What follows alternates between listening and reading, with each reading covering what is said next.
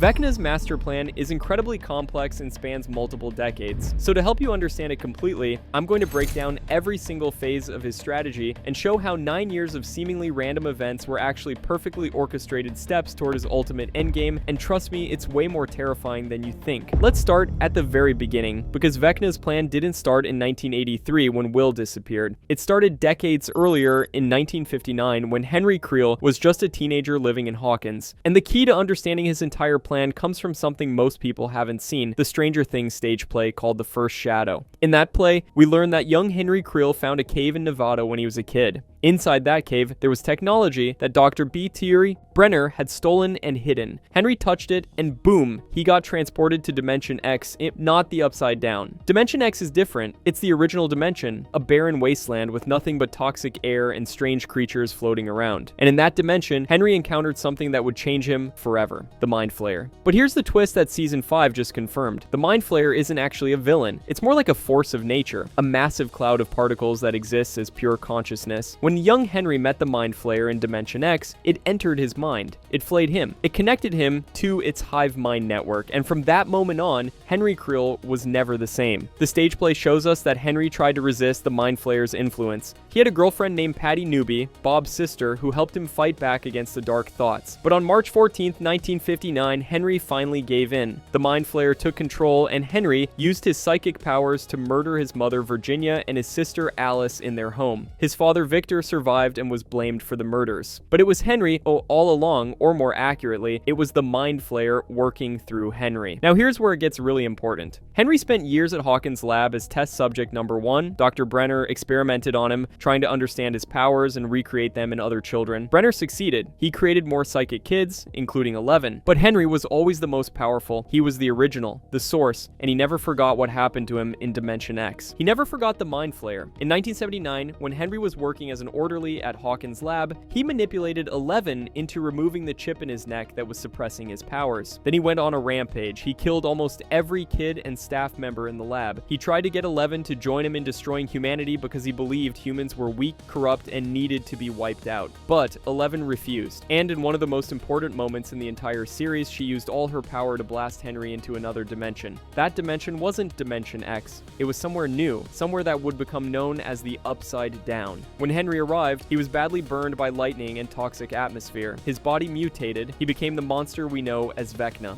And as he explored this new realm, he found something familiar, the Mind Flayer, or at least particles of it. Season 4 showed us that Vecna found a cloud of dark particles floating in this dimension. And using his psychic powers, he shaped those particles into a giant spider form. He gave the Mind Flayer its iconic shape. But here's the big question that Season 5 is hinting at. Did Vecna create the Mind Flayer, or did he just reshape particles that were already connected to the original Mind Flayer from Dimension X? The cave scene in Season 5 suggests the answer. Holly Wheeler ends up in Vecna's memory prison, a mindscape made from his worst memories. And there's one memory that Vecna is absolutely terrified of, the cave. The place where he first encountered the Mind Flayer as a child, Max has been hiding in that cave memory because Vecna won't go near it. He's scared of it, which means the Mind Flayer is more powerful than Vecna. It's not his servant, he's its servant. This completely changes our understanding of who's really in charge. Vecna thinks he's the mastermind. He tells everyone that he controls the Upside Down, that he shaped the Mind Flayer, that he's the ruler of everything.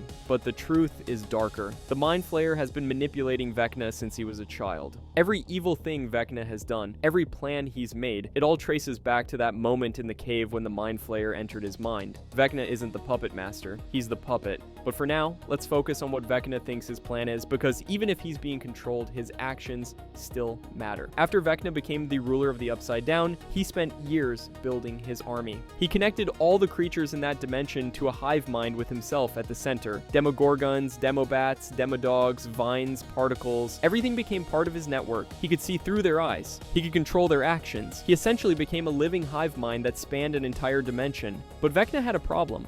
The Upside Down was separated from the human world. There was no way for him to invade Earth unless someone opened a gate. So he waited. He watched. And then in 1983, his opportunity came. 11 was forced by Dr. Brenner to make psychic contact with a Russian spy, but during that contact, she accidentally touched the hive mind. She sensed a Demogorgon, and in her panic, she blasted open a gate between the Upside Down and Hawkins' lab. The moment that gate opened, Vecna knew. He felt the connection, and he immediately sent a Demogorgon through to start scouting the area. That Demogorgon attacked the lab, trying to kill Dr. Brenner and 11 because they were the biggest threats to Vecna's plans, but it didn't succeed. 11 escaped, and the Demogorgon went looking for something else, a human host. This is where Will Byers enters the story. On November 6, 1983, Will was riding his bike home from Mike Wheeler's house after a game of Dungeons & Dragons. He tried to cast Fireball and failed. He rolled a 7. He needed a 13. And that same night, he encountered something in the woods. Most people assumed it was just the Demogorgon hunting randomly, but Season 5, Episode 1 reveals the truth. It wasn't random at all. The opening scene of Season 5 shows us a flashback to November 12, 1983, 6 days after Will disappeared. We see young Will in the Upside Down, holding a rifle, hiding in the library, and then Vecna himself appears. Not a Demogorgon, Vecna.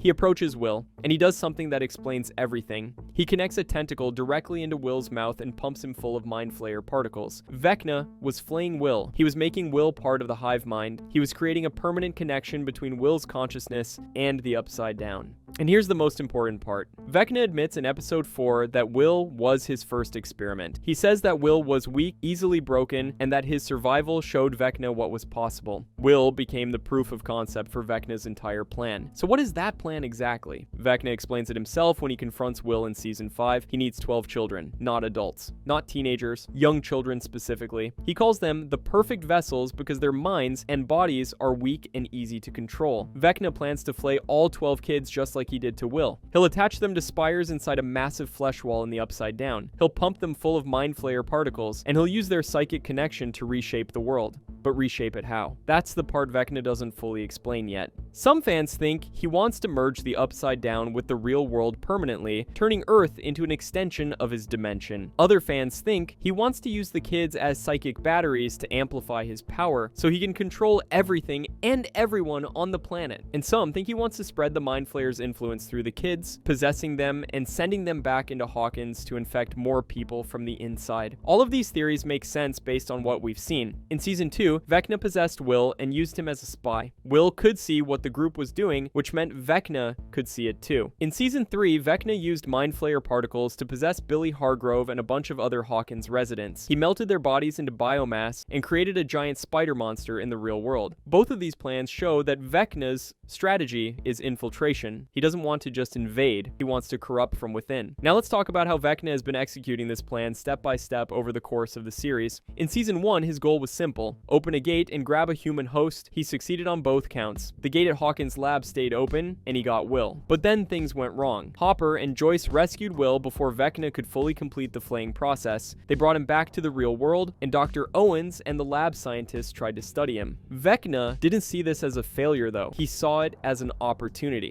Will was back in Hawkins, but he was still connected to the hive mind. That connection had been established when Vecna flayed him. So even though Will escaped physically, mentally, he was still linked to the Upside Down. Vecna could use that link to spy on Hawkins and plan his next move. In Season 2, Vecna made his first real attempt to invade. He sent Mind Flayer particles through Will's connection, slowly possessing him over the course of several weeks. Will started having visions. He could see the Mind Flayer in the sky. He felt cold all the time, and eventually, the Mind Flayer took full control of his body. Vecna used Will to coordinate an attack on Hawkins' lab with a pack of Demodogs. His goal was to kill everyone and keep the gate open so more creatures could pour through. But again, the plan failed. Joyce, Jonathan, and Nancy figured out that heat weakens the Mind Flayer. They heated up Will's body until the particles were forced out of him. 11 returned from hiding and closed the gate at Hawkins' lab using her powers. The psychic connection between dimensions was severed, and Vecna was cut off from Hawkins. All the Demodogs died instantly because they were connected to the hive mind and couldn't survive without it. However, there was one crucial detail that nobody noticed at the time. When the Mind Flayer particles left Will's body, not all of them left. One piece stayed behind. It was tiny, microscopic, but it was there.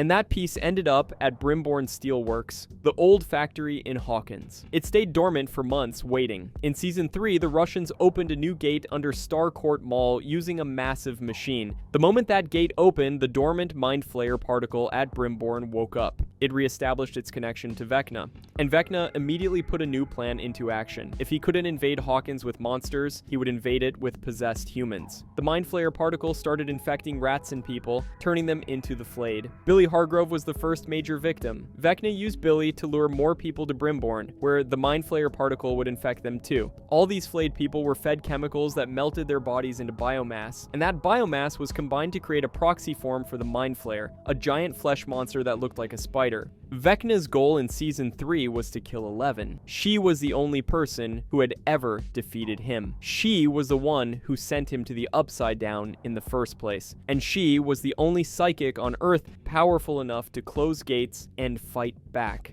If Vecna could eliminate 11, nothing could stop him. The Mind Flayer proxy attacked her multiple times, and during one fight, it bit her leg and left a piece of itself inside her. That piece was slowly destroying 11's powers from the inside. It was genius strategy. Vecna couldn't kill 11 directly because she was too strong, but he could sabotage her abilities by making her weaker over time until she was helpless. And it almost worked. 11 lost her powers at the end of the Season 3. She couldn't use telekinesis anymore. She couldn't enter the void. She was just a normal girl. Meanwhile, Hopper and Joyce closed the Russian gate, severing Vecna's connection again. The Mind Flayer proxy collapsed into a pile of dead flesh. All the flayed people died, and Vecna was cut off from Hawkins for a second time. But he didn't care, because even though his invasion failed, he had accomplished something important. He had weakened 11, and that would give him the opening he needed for his next plan. Between Season 3 and Season 4, Vecna spent months recovering and planning. He had been wounded during his transformation into a monster, and he needed time to heal. But more importantly, he needed to figure out a new strategy. Gates kept getting closed. His armies kept getting cut off. He needed a way to create permanent gates that couldn't be shut down by 11 or anyone else. That's when Vecna discovered something.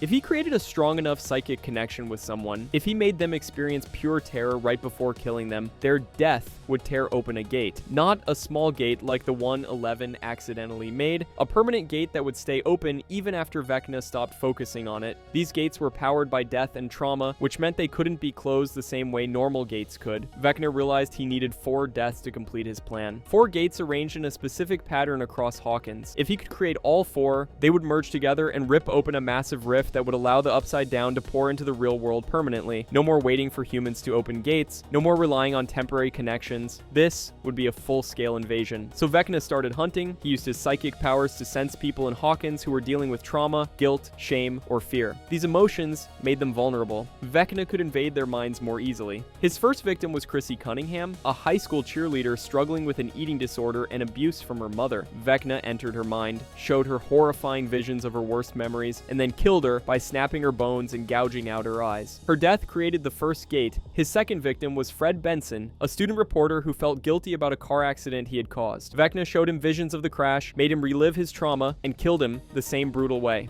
Second gate opened. His third victim was Patrick McKinney, a basketball player who was being abused by his father. Third gate. And then Vecna went after his final target, Max Mayfield. Max was perfect for Vecna's plan. She was drowning in guilt over her stepbrother Billy's death in Season 3. She blamed herself for not saving him. She felt like she deserved to die, and Vecna exploited all of that pain. He trapped her in a vision of Billy's death, breaking her limbs one by one, preparing to finish her off and open the 4th gate. But Max's friends saved her. They played her favorite song, Running Up That Hill by Kate Bush, which gave her the strength to break free from Vecna's control. Vecna didn't get his 4th gate, and that should have been the end of his plan. But then 11 did something that changed everything. She had regained her powers by going through Dr. Brenner's training program again. She entered Max's mind to fight Vecna directly, and while they were battling psychically, Nancy, Steve, and Robin were attacking Vecna's physical body in the Creel house in the Upside Down. They set him on fire, shot him multiple times, and blasted him out a window. Vecna was badly wounded, but before he fell, he managed to complete his goal. He killed Max. Just for a brief moment, her heart stopped, and in that moment, the 4th gate opened. 11 revived Max, immediately using her powers, bringing her back to life. But the damage was done. Max's temporary death was enough. All 4 gates merged together, creating massive cracks that split Hawkins down the middle. The Upside Down started bleeding into the real world. Buildings crumbled. Ash fell from the sky. Red lightning filled the air. Vecna had won. He had successfully opened a permanent gateway between dimensions, and even though he was wounded, even though he had to retreat and hide, he had accomplished his primary objective. Now all he needed was time to heal and prepare for the final invasion. invasion. That brings us to Season 5. 18 months have passed since the events of Season 4. Hawkins is under military quarantine. The entire town is divided into zones. The military built a base called Max Z around the main gate to monitor it and try to contain the spread of the Upside Down. 11 has been training with her powers, getting stronger every day. Hopper has been leading crawls into the Upside Down, trying to find Vecna's location so they can attack him before he attacks them. But here's the thing, Vecna hasn't been dormant. He's been planning, and his new plan is the most terrifying yet. He's going after children, specifically 12 children. Holly Wheeler was the first. A Demogorgon broke through the roof of her bedroom, fought her parents Mike and Karen, and dragged Holly into the Upside Down. The group tried to save her, but they were too late.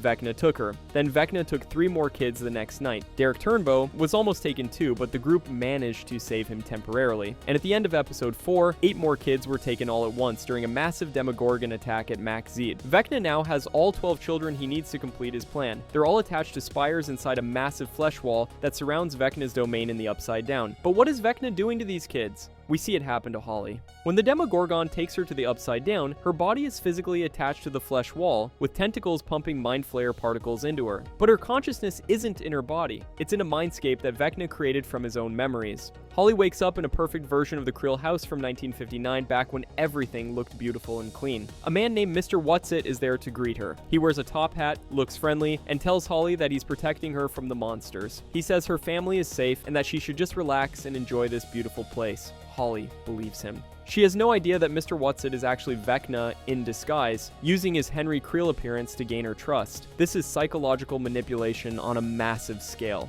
Vecna isn't just physically capturing these kids, he's trapping their minds in a prison made of his memories. They think they're safe. They think someone is protecting them. They have no idea they're being used as vessels for his power. And while they're stuck in that false reality, Vecna is doing something to their bodies in the real world. Based on what happened to Will in Season 1 and Season 2, we can guess what Vecna's plan is. He's flaying all 12 kids. He's connecting them to the hive mind just like he did to Will. He's making them part of his network. And once they're fully integrated, he'll use them as psychic amplifiers. 12 kids all channeling the Mind Flayer's power at once would give Vecna godlike abilities. He could control people across the entire planet. He could reshape reality itself. He could turn Earth into an extension of the Upside Down. But there's another possibility that's even darker. What if Vecna plans to send the kids back to Hawkins after he's done with them? What if he's going to release them, let them return to their families, and then activate them later like sleeper agents? The kids would look normal on the outside, they'd seem fine, but inside, they'd be connected to Vecna. And whenever he wanted, he could possess all 12 of them at once and use them to spread the Mind Flayer's influence throughout Hawkins. This would be infiltration on a whole new level. Parents would bring their kids home relieved that they survived.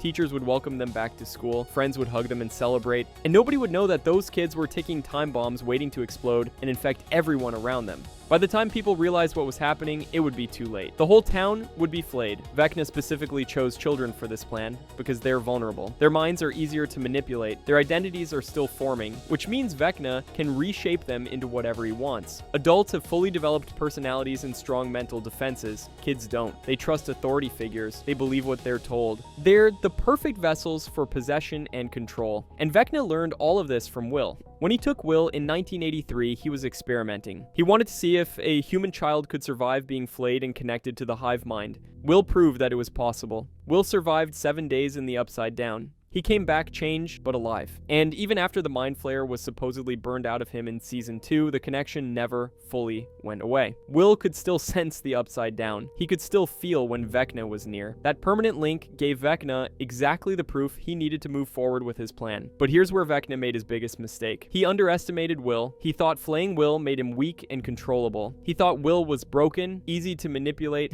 nothing more than a tool. But Vecna was wrong. In episode 4 of Season 5, Will proves that the connection works both ways. If Vecna can use the hive mind to control creatures and spy on people, then Will can use that same hive mind to fight back. When Vecna confronts Will at Max Z, he grabs him with his powers, lifts him into the air, and taunts him. He says that children are weak in body and mind. He says Will was the first, the one who showed him what was possible. He basically admits that his entire plan is built on what he learned from taking Will. And then Vecna drops him, confident that the Demogorgons will finish him off. But something incredible happens. Will remembers what Robin told him earlier. She said that she spent her whole life looking for answers from other people when the answers were inside her all along. She just needed to stop being scared of who she was. Will realizes the same thing applies to him. He's been scared of his connection to Vecna. He's been trying to suppress it, hide from it, pretend it doesn't exist. But what if he stopped being scared? What if he accepted that connection and used it? So Will closes his eyes. He thinks about happy memories, Mike asking if they could be friends, drawing with Joyce, building Castle Byers with Jonathan, all the love and light in his life,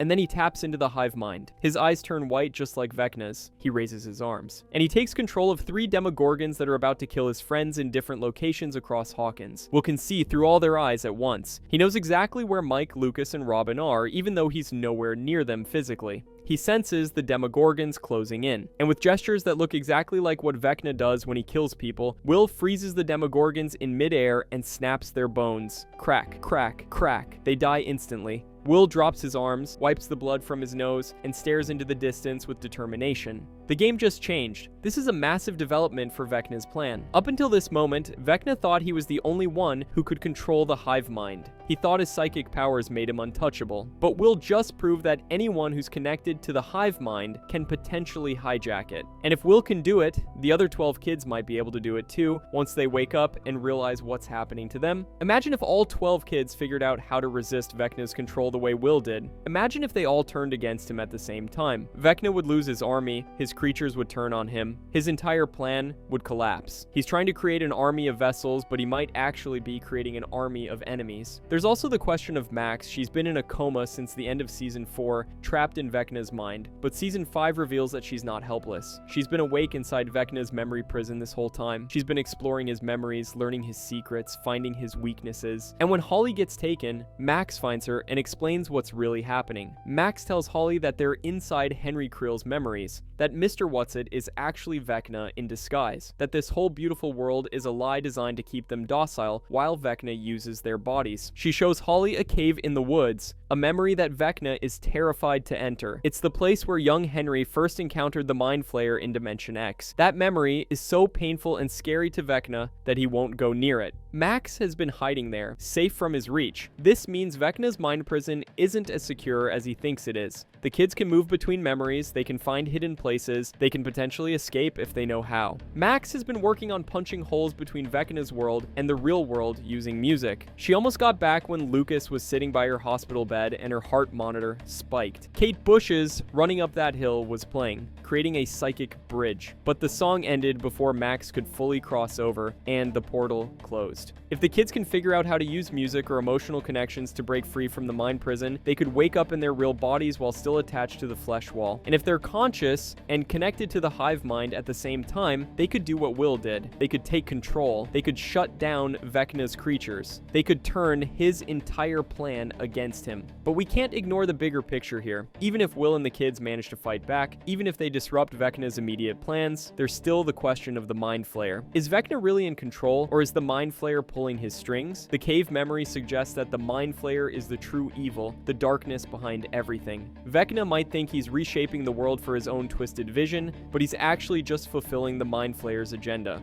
The Mind Flayer's goal has always been the same: spread, consume, expand. It wants to absorb all life into its hive mind. It wants to turn every living thing into an extension of itself. Vecna's plans to merge dimensions, possess humans, and reshape reality all serve that goal. Whether Vecna realizes it or not, he's just a tool. A very powerful tool, but still a tool. So what does this mean for the final battle? The Duffer Brothers have said that Season 5 will finally reveal what the Upside Down really is and answer all the big questions about its relationship to Dimension X and the Mind Flayer. We're going to learn the truth about who's really in control, and based on what we've seen so far, it's likely that defeating Vecna won't be enough. The group will have to confront the Mind Flayer itself to truly end the threat. 11 will obviously play a major role in that fight. She's been training for 18 months, getting stronger, preparing for the moment when she has to face Vecna again. But now she won't be fighting alone. Will has powers too. He can control the hive mind. He can turn Vecna's creatures against him. And if the theory is correct, the 12 kids might join the fight as well. That's 14 psychics working together to take down the villain. Those are much better odds. There's also the military's role in all this. They've they've been hiding something at their base in the Upside Down. Hopper and 11 discovered it during a crawl. Kaylee, also known as 8, another T subject from Hawkins' lab, is being held prisoner there. She has illusion powers that let her make people see things that aren't real. The military was keeping her locked up for unknown reasons, but now that Hopper and 11 found her, she might become a key part of stopping Vecna. Kaylee's powers are different from 11's and Will's. She can create mental illusions, false realities, hallucinations. If she used those abilities against Vecna, she could confuse him, distract him, make him see threats that don't exist. Combined with 11's raw power and Will's hive mind control, the three of them could form an unstoppable team. 3 different types of psychic abilities all working together to bring down the monster. But Vecna still has advantages. He has the high ground in the Upside Down. He has an army of creatures. He has 12 kids attached to his flesh wall, amplifying his power. And he has the Mind Flayer backing him up, whether he knows it or not. The final battle is going to be brutal. People are going to die. Sacrifices will be made. And even if the heroes win, Hawkins will never be the same. One of the most interesting aspects of Vecna's plan is how long he's been working on it. This isn't something he came up with recently. He's been building toward this moment for decades. When he was Henry Creel in the 1950s, he was already learning how to use his powers. When he became Test Subject 1 in the 1960s and 1970s, he was studying the other psychic kids and planning his escape. When he killed everyone at Hawkins' lab in 1979 and got sent to the Upside Down, he immediately started exploring and building his army. Every event in Stranger Things has been a step in Vecna's plan. Opening the gate in 1983, taking Will. Possessing Will in Season 2, creating the Mind Flayer proxy in Season 3, killing 4 victims to open permanent gates in Season 4, taking 12 kids in Season 5. It's all connected, it's all been leading to this final confrontation. And the scary part is that Vecna has been winning almost every step of the way. Yes, the heroes have stopped him from completing his plans multiple times, but Vecna keeps adapting. He keeps finding new strategies, he learns from his failures and comes back stronger. That's what makes him such a terrifying villain. He's patient, he's intelligent, he's willing to wait years for the perfect opportunity. And now finally, all his pieces are in place. The gates are open, the kids are captured, the invasion is about to begin. The only question left is whether the heroes can stop him before it's too late. We'll just prove that Vecna's hive mind can be used against him. Max is teaching the kids how to resist from inside the mind prison. 11 is stronger than ever. Hopper, Joyce, and the rest of the group are ready to fight. And somewhere in the Upside Down, Kaylee is waiting to be freed and join the battle. Vecna's plan is finally coming together after 9 years of buildup. But so is the Resistance. And when these two forces collide in the final episodes of Stranger Things, the result is going to reshape everything we thought we knew about this series. The Upside Down, the Mind Flayer, Vecna, Hawkins, all of it is about to reach its endgame, and based on everything we've seen, that endgame is going to be absolutely devastating.